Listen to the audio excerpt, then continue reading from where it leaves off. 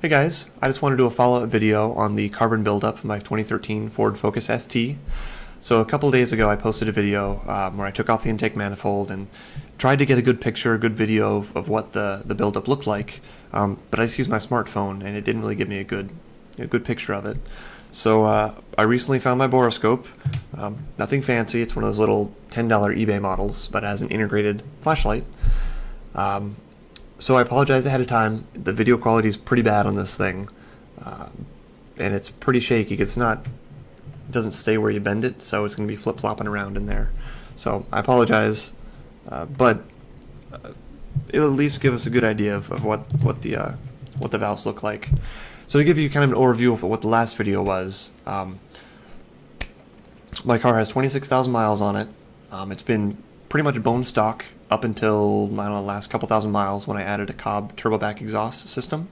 So I'll be doing a review of that shortly as well, so watch for that. And I've used Mobil 1 synthetic oil since the first oil change, so pretty much 23,000 miles with full synthetic. I don't have an oil catch can. It's on my list of things to get. But so when I pulled off the intake manifold, I saw lots and lots of buildup on the valves on cylinder 4. And quite a bit on cylinder 1, not too much on cylinder 2 and 3, but you couldn't really see it the last time in the last video, so that's what I'm hoping to accomplish today.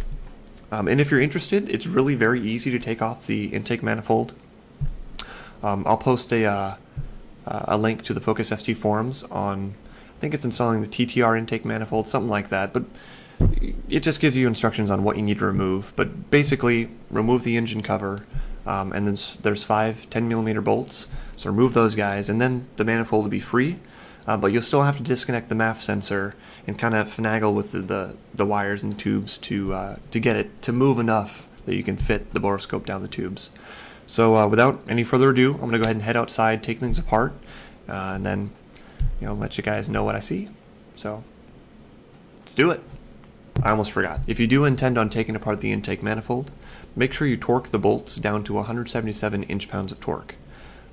I'm pretty sure the forum post goes over that, but I just want to make sure it's out there. So I'll put that in the description below as well.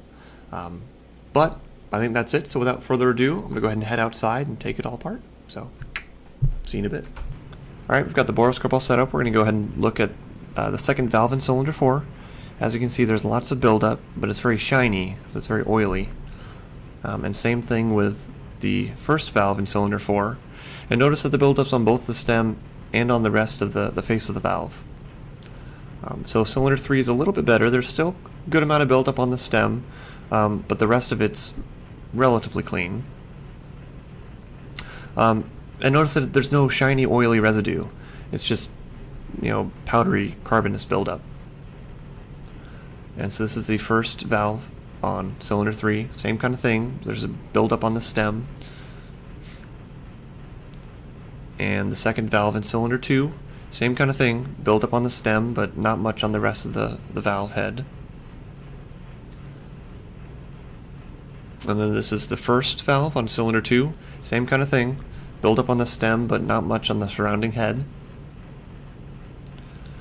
And this is the second valve on cylinder 1, and notice it's very similar to cylinder 4. There's lots of, oily, shiny buildup on the stem and on the rest of the head. And again, I apologize for the shaking.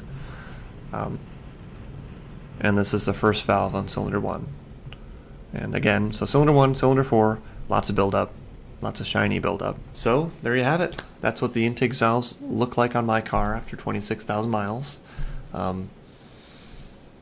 I don't know what they should look like. It seems like they're pretty nasty, but it hasn't caused any compression issues or misfires or, rough idling, anything like that. But I'm going to keep an eye on it, and I'm going to keep checking it after a while, and I think I might buy that oil catch can.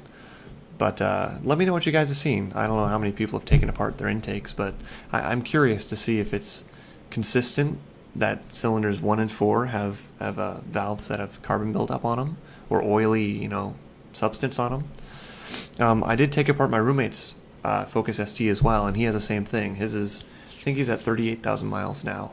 But cylinders, the valves in cylinders 1 and 4 look almost identical to mine. There's lots of buildup on those.